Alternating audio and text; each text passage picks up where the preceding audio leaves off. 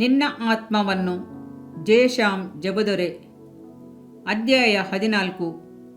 ಒಬ್ಬ ಮನುಷ್ಯನು ಲೋಕವನ್ನೆಲ್ಲ ಸಂಪಾದಿಸಿಕೊಂಡರೂ ತನ್ನನ್ನೇ ಕೆಡಿಸಿಕೊಂಡರೆ ಅವನಿಗೆ ಪ್ರಯೋಜನವೇನು? ಲೂಕ 9:25. ಇಡೀ ಲೋಕಕ್ಕಿಂತಲೂ ಒಬ್ಬ ಮನುಷ್ಯನ ಆತ್ಮ ಬೆಲೆಯುಳ್ಳದು. ಒಂದು ತ್ರಾಸಿನಲ್ಲಿ ಲೋಕದ ವಸ್ತುಗಳನ್ನು, ಲೋಕದ ಐಶ್ವರ್ಯಗಳನ್ನು ಇಟ್ಟು ಇನ್ನೊಂದು ಪಕ್ಕದಲ್ಲಿ ಮನುಷ್ಯನ ಆತ್ಮವನ್ನು ಇಟ್ಟರೆ ಆ ಆತ್ಮವೇ ಬೆಲೆಯುಳ್ಳದ್ದು. ಕರ್ತನ ದೃಷ್ಟಿಯಲ್ಲಿ ಅದು ಬಹಳ ಅಮೂಲ್ಯವಾದದ್ದು. ಹೌದು, ಒಬ್ಬ ಮನುಷ್ಯನು ತನ್ನ ಆತ್ಮವನ್ನು ಕಾಪಾಡಿಕೊಳ್ಳಬೇಕು. ಶರೀರವು ಭೂಮಿಯಲ್ಲಿ ಜೀವಿಸುವುದು ಸ್ವಲ್ಪ ಕಾಲ ಮಾತ್ರವೇ. 70-80 ವರ್ಷಗಳಿಗೆಲ್ಲ ಮನುಷ್ಯನಿಗೆ ಮುಪ್ಪು ಬರುತ್ತದೆ, ಮರಣದ ಕಡೆಗೆ ಓಡುತ್ತಾನೆ. ಆದರೆ ಆತ್ಮವು ಅಂಥದ್ದಲ್ಲ, ಅದು ನಾಶವಾಗುವಂಥದ್ದಲ್ಲ, ನಿತ್ಯವಾದುದು, ಎಂದೆಂದಿಗೂ ಇರುವಂಥದ್ದು. ಶರೀರದಲ್ಲಿ ಜೀವಿಸುವ ದಿನಗಳಲ್ಲಿ ಒಬ್ಬನು ತನ್ನ ಆತ್ಮದ ಕುರಿತು ಚಿಂತಿಸದೆ ಹೋದರೆ ಅವನ ಹಾಗೆ ಪರಿತಪಿಸುವವನು ಬೇರೆ ಯಾರೂ ಇರಲಾರನು. ನನ್ನ ಪ್ರೀತಿಯ ರಕ್ಷಕನು ಈ ಭೂಮಿಯಲ್ಲಿ ಜೀವಿಸಿದ ದಿನಗಳಲ್ಲಿ ಒಬ್ಬ ಐಶ್ವರ್ಯವಂತನ ಚರಿತ್ರೆಯನ್ನು ಕುರಿತು ಮಾತನಾಡಿದನು. ಒಂದು ಸಾರಿ ಅವನ ಹೊಲದಲ್ಲಿ ಹೆಚ್ಚಾದ ಬೆಳೆ ಬೆಳೆಯಿತು. ಆಗ ಅವನು ತನ್ನೊಳಗೆ, ನಾನೇನು ಮಾಡಲಿ? ನನ್ನ ಬೆಳೆಯನ್ನು ತುಂಬಿಡಲು ನನಗೆ ಸ್ಥಳವಿಲ್ಲವಲ್ಲ ಎಂದು ಆಲೋಚಿಸಿ, ಒಂದು ಕೆಲಸ ಮಾಡುತ್ತೇನೆ. ನನ್ನ ಕಣಜಗಳನ್ನು ಕೀಳಿಸಿ ಅವುಗಳಿಗಿಂತ ದೊಡ್ಡ ಕಣಜಗಳನ್ನು ಕಟ್ಟಿಸುವೆನು. ಅಲ್ಲಿ ನನ್ನ ಎಲ್ಲ ದವಸ ಧಾನ್ಯಗಳನ್ನು, ಸರಕುಗಳನ್ನು ತುಂಬಿಟ್ಟು, ನನ್ನ ಜೀವಾತ್ಮಕ್ಕೆ ಜೀವವೇ, ಅನೇಕ ವರ್ಷಗಳಿಗೆ ಬೇಕಾದಷ್ಟು ಸರಕು ನಿನಗೆ ಬಿದ್ದಿದೆ. ವಿಶ್ರಮಿಸಿಕೋ, ಊಟ ಮಾಡು, ಕುಡಿ, ಸುಖಪಡು ಎಂದು ಹೇಳುವೆನು ಅಂದುಕೊಂಡನು. ಆಗ ದೇವರು ಅವನಿಗೆ, ಬುದ್ಧಿಹೀನನು ನೀನು, ಇಂದು ರಾತ್ರಿ ನಿನ್ನ ಪ್ರಾಣವನ್ನು ನಿನ್ನ ಕಡೆಯಿಂದ ಕೇಳುವರು. ಆಗ ನೀನು ಸಿದ್ಧ ಮಾಡಿಟ್ಟಿರುವುದು ಯಾರಿಗಾಗುವುದು ಎಂದು ಹೇಳಿದನು. ಕರ್ತನು ನಮ್ಮ ಆತ್ಮದ ಮೇಲೆ ಅಕ್ಕರೆಯುಳ್ಳವನಾಗಿದ್ದಾನೆ. ನಮ್ಮ ಆತ್ಮವು ಪಾತಾಳದಲ್ಲಿಯೂ ಅಗ್ನಿ ನರಕದಲ್ಲಿಯೂ ಕತ್ತಲಲ್ಲಿಯೂ ಇರುವುದು ಆತನಿಗೆ ಇಷ್ಟವಿಲ್ಲ. ನಮ್ಮ ಆತ್ಮಗಳನ್ನು ಬಿಡುಗಡೆಗೊಳಿಸುವುದಕ್ಕಾಗಿ ಪರಲೋಕವನ್ನು ಬಿಟ್ಟು ಭೂಮಿಗೆ ಇಳಿದು ಬಂದನು. ಕಾಣದೆ ಹೋದ ಆತ್ಮಗಳಿಗಾಗಿಯೂ ಹುಡುಕಿದನು. ತಪ್ಪಿ ಹೋದ ಕುರಿಗಳನ್ನು ಹುಡುಕಿ ತಿರುಗಿದನು. ನಮ್ಮೆಲ್ಲರ ದೋಷ ಫಲವನ್ನು ಆತನ ಮೇಲೆ ಯೆಹೋವನು ಹಾಕಿದನು.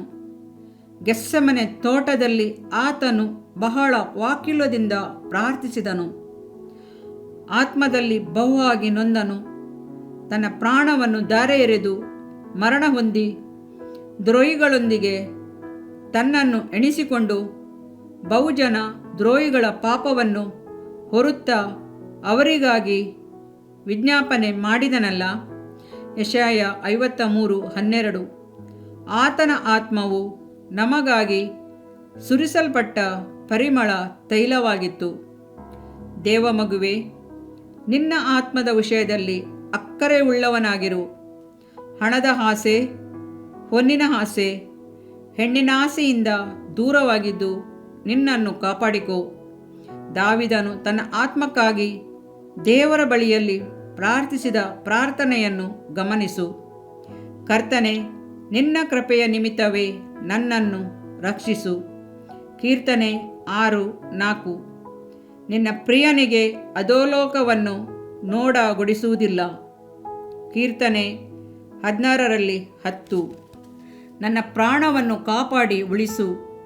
ಕೀರ್ತನೆ 25:20.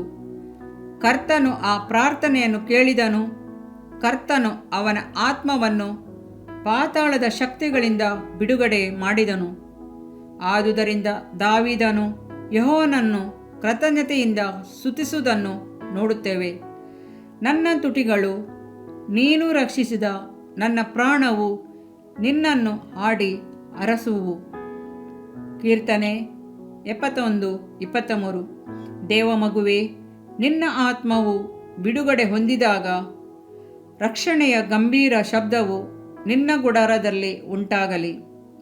ಕಿವಿಯನ್ನು ಇತ್ತ ತಿರುಗಿಸಿರಿ, ನನ್ನ ಬಳಿಗೆ ಬನ್ನಿರಿ, ಆಲಿಸಿದರೆ ಬದುಕಿ ಬಾಳುವಿರಿ. ಇದರಿಂದ ನಿನ್ನ ದೇಹಕ್ಕೆ ಆರೋಗ್ಯವು, ಎಲುಬುಗಳಿಗೆ ಸಾರವು ಉಂಟಾಗುವವು. ಜ್ಞಾನೋಕ್ತಿಗಳು 3ನೇ ಅಧ್ಯಾಯ 8ನೇ ವಾಕ್ಯ. ಪ್ರಿಯ ವೀಕ್ಷಕರೇ ಮತ್ತು ಕರ್ತನಲ್ಲಿ ಸಹೋದರ ಸಹೋದರಿಯರೇ, ನೀವು ನಮ್ಮ ಈ ಕಾರ್ಯಕ್ರಮವನ್ನ ವೀಕ್ಷಿಸಿದ್ದಕ್ಕಾಗಿ ದೇವರ ನಾಮದಲ್ಲಿ ನಿಮಗೆ ವಂದನೆಗಳು. ದೇವರ ವಾಕ್ಯವು ನಮ್ಮ ಎಲುಬಿಗೆ ಬಲವೂ ಸಾರವೂ ಆಗಿದೆ ಎಂದು ಸತ್ಯವೇದವು ಹೇಳುವಂತೆ ಈ ಕಾರ್ಯಕ್ರಮವು ನಿಮಗೆ ಆಶೀರ್ವಾದಕರವಾಗಿದೆ ಎಂದು ನಂಬುತ್ತೇವೆ. ಪ್ರಿಯ ವೀಕ್ಷಕರೇ, ನಮ್ಮ ಈ ಸೇವೆಗಾಗಿ ಪ್ರಾರ್ಥಿಸಿರಿ ಮತ್ತು ಎಲ್ಲಾ ಕಾರ್ಯಕ್ರಮಗಳನ್ನ ಇತರರೊಂದಿಗೆ ಶೇರ್ ಮಾಡಿರಿ. ಅದೇ ರೀತಿಯಾಗಿ ನಮ್ಮ ಈ ಯೂಟ್ಯೂಬ್ ಚಾನೆಲ್ ಅನ್ನು ಸಬ್ಸ್ಕ್ರೈಬ್ ಮಾಡಿರಿ ಹಾಗೂ ಲೈಕ್ ಮಾಡಿ. ನಿಮ್ಮ ಅನಿಸಿಕೆಗಳನ್ನು ಕಮೆಂಟ್ ಬಾಕ್ಸ್ನಲ್ಲಿ ನಮಗೆ ತಿಳಿಯಪಡಿಸಿ. ನಮ್ಮ ಸಂಖ್ಯೆ 7022104605. ಈ ಸಂಖ್ಯೆಗೆ ಕರೆ ಮಾಡಿರಿ. ಒಬ್ಬ ಪಾಪಿಯ ಪ್ರಾರ್ಥನೆ. ಯೇಸುವನ್ನು ರಕ್ಷಕನಾಗಿ ಅಂಗೀಕರಿಸಲು ಮಾಡಬೇಕಾದ ಪ್ರಾರ್ಥನೆ. ಪ್ರಿಯ ಪರಲೋಕದ ತಂದೆಯೇ, ಯೇಸುವಿನ ಹೆಸರಿನಲ್ಲಿ ನಾನು ನಿನ್ನ ಬಳಿಗೆ ಬಂದಿದ್ದೇನೆ. ನನ್ನ ಬಳಿಗೆ ಬರುವವರನ್ನು ನಾನು ತಳ್ಳಿಬಿಡುವುದೇ ಇಲ್ಲ. ಯೋಹಾನ 6:37 ಎಂದು ನಿನ್ನ ವಾಕ್ಯ ಹೇಳುತ್ತದಲ್ಲ. ಆದ್ದರಿಂದ ನೀನು ನನ್ನನ್ನು ತಳ್ಳಿಬಿಡದೆ ನನ್ನನ್ನು ಸೇರಿಸಿಕೊಳ್ಳುವಿ ಎಂದು ನನಗೆ ಗೊತ್ತಿದೆ. ಆದ್ದರಿಂದ ನಾನು ನಿನಗೆ ಸ್ತೋತ್ರ ಮಾಡುತ್ತೇನೆ. ನೀನು ನಿನ್ನ ವಾಕ್ಯದಲ್ಲಿ ನೀನು ಯೇಸುವನ್ನೇ ಕರ್ತನೆಂದು ಬಾಯಿಂದ ಅರಿಕೆ ಮಾಡಿಕೊಂಡು ದೇವರು ಆತನನ್ನು ಸತ್ತವರೊಳಗಿಂದ ಎಬ್ಬಿಸಿದನೆಂದು ಹೃದಯದಿಂದ ನಂಬಿದರೆ ನಿನಗೆ ರಕ್ಷಣೆಯಾಗುವುದು ಎಂತಲೂ ಕರ್ತನ ನಾಮವನ್ನ ಹೇಳಿಕೊಳ್ಳುವವರೆಲ್ಲರಿಗೆ ರಕ್ಷಣೆಯಾಗುವುದೆಂತಲೂ ಬರೆದಿದೆ. ರೋಮ 10:9-13ನೇ ವಾಕ್ಯ. ಯೇಸು ಕ್ರಿಸ್ತನು ದೇವಕುಮಾರನೆಂದು ನನ್ನ ಹೃದಯದಲ್ಲಿ ನಂಬುತ್ತೇನೆ. ನನ್ನನ್ನು ನೀತಿವಂತನನ್ನಾಗಿ ಮಾಡುವುದಕ್ಕಾಗಿ ಆತನು ಸತ್ತವರೊಳಗಿಂದ ಎಬ್ಬಿಸಲ್ಪಟ್ಟನು ಎಂದು ನಂಬುತ್ತೇನೆ. ನಾನು ಆತನ ನಾಮವನ್ನ ಹೇಳಿಕೊಳ್ಳುತ್ತೇನೆ. ಯೇಸುವೇ, ನೀನೇ ಕರ್ತನು. ತಂದೆಯೇ, ನೀನು ನನ್ನನ್ನು ರಕ್ಷಿಸಿದಿ ಎಂದು ನಾನು ನಂಬುತ್ತೇನೆ. ನಿನ್ನ ವಾಕ್ಯವು ಹೇಳುತ್ತದೆ, ಮನುಷ್ಯನು ಹೃದಯದಿಂದ ನಂಬುವುದರ ಮೂಲಕ ನೀತಿಯು ದೊರಕುತ್ತದೆ, ಬಾಯಿಂದ ಅರಿಕೆ ಮಾಡುವುದರ ಮೂಲಕ ರಕ್ಷಣೆಯಾಗುತ್ತದೆ. ರೋಮ 10:10. ನಾನೀಗ ನನ್ನ ಹೃದಯದಲ್ಲಿ ನಂಬುತ್ತೇನೆ ಹಾಗೂ ಯೇಸುವೇ ನನ್ನ ಕರ್ತನೆಂದು ಅರಿಕೆ ಮಾಡುತ್ತೇನೆ. ಆದುದರಿಂದ ನಾನೀಗ ರಕ್ಷಣೆ ಹೊಂದಿದ್ದೇನೆ. ಅಪ್ಪಾ ತಂದೆಯೇ, ನಿನಗೆ ಸ್ತೋತ್ರ. ಲೂಕನು ಬರೆದ ಸುವಾರ್ತೆ 11ನೇ ಅಧ್ಯಾಯದಲ್ಲಿ ಬರೆದಿರುವಂತೆ, ನಿಮ್ಮಲ್ಲಿ ತಂದೆಯಾದವನು ಮೀನನ್ನು ಕೇಳುವ ಮಗನಿಗೆ ಮೀನು ಕೊಡದೆ ಹಾವನ್ನು ಕೊಡುವನೆ? ಅಥವಾ ತತ್ತಿಯನ್ನು ಕೇಳಿದರೆ ಚೇಳನ್ನು ಕೊಡುವನೆ? ಹಾಗಾದರೆ ಕೆಟ್ಟವರಾದ ನೀವು ನಿಮ್ಮ ಮಕ್ಕಳಿಗೆ ಒಳ್ಳೆ ಪದಾರ್ಥಗಳನ್ನ ಕೊಡಬಲ್ಲವರಾದರೆ ಪರಲೋಕದಲ್ಲಿರುವ ನಿಮ್ಮ ತಂದೆಯು ತನ್ನನ್ನು ಬೇಡಿಕೊಳ್ಳುವವರಿಗೆ ಎಷ್ಟೋ ಹೆಚ್ಚಾಗಿ ಪವಿತ್ರಾತ್ಮ ವರವನ್ನ ಕೊಡುವವನಲ್ಲವೇ ಅಂದನು. ತಂದೆಯೇ, ನೀನು ಕೇಳಿಕೊಳ್ಳುವವರಿಗೆ ಪವಿತ್ರಾತ್ಮನ ವರವನ್ನು ಹೇರಳವಾಗಿ ಕೊಡುವಾತನಾಗಿದ್ದಿ. ಆದ್ದರಿಂದ ನನ್ನ ಮೇಲೆಯೂ ನಿನ್ನ ಆತ್ಮನನ್ನು ಸುರಿಸಬೇಕಾಗಿ ಬೇಡಿಕೊಳ್ಳುತ್ತೇನೆ.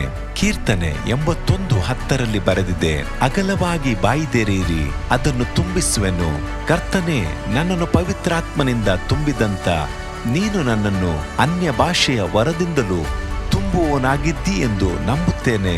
ಅದರಂತೆ ನಾನು ನನ್ನ ಬಾಯಿಯನ್ನು ತೆರೆದು ನಿನ್ನ ಸ್ತೋತ್ರ ಮಾಡುವಾಗ ಅನ್ಯ ಭಾಷೆಯ ಅಭಿಷೇಕದಿಂದ ನನ್ನನ್ನು ತುಂಬುವವನಾಗಿದ್ದಿ ಎಂದು ನಂಬುತ್ತೇನೆ.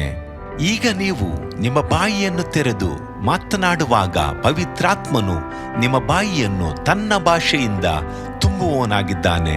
ಇದು ದೇವರ ಭಾಷೆಯಾಗಿದೆ. ಈ ಅಭಿಷೇಕವನ್ನ ಹೊಂದಿಕೊಳ್ಳಲು ನೀವು ನಿಮ್ಮ ಸ್ವರವನ್ನ ಉಪಯೋಗಿಸಬೇಕು. ಅದರಿಂದ ನೀವು ನಿಮ್ಮ ಬಾಯನ್ನು ತೆರೆದು ದೇವರಿಗೆ ಸ್ತೋತ್ರ ಮಾಡುವಾಗ ದೇವರು ನಿಮ್ಮನ್ನು ಅನ್ಯ ಭಾಷೆಯ ವರದಿಂದ ತುಂಬುವವನಾಗಿದ್ದಾನೆ. ಪ್ರಿಯರೇ, ಈಗ ನೀವು ಪವಿತ್ರಾತ್ಮನಿಂದ ತುಂಬಲ್ಪಟ್ಟ ಆತನ ಪ್ರಿಯ ಮಕ್ಕಳಾಗಿದ್ದೀರಿ. ದೇವರ ನಾಮಕ್ಕೆ ಸ್ತೋತ್ರವಾಗಲಿ.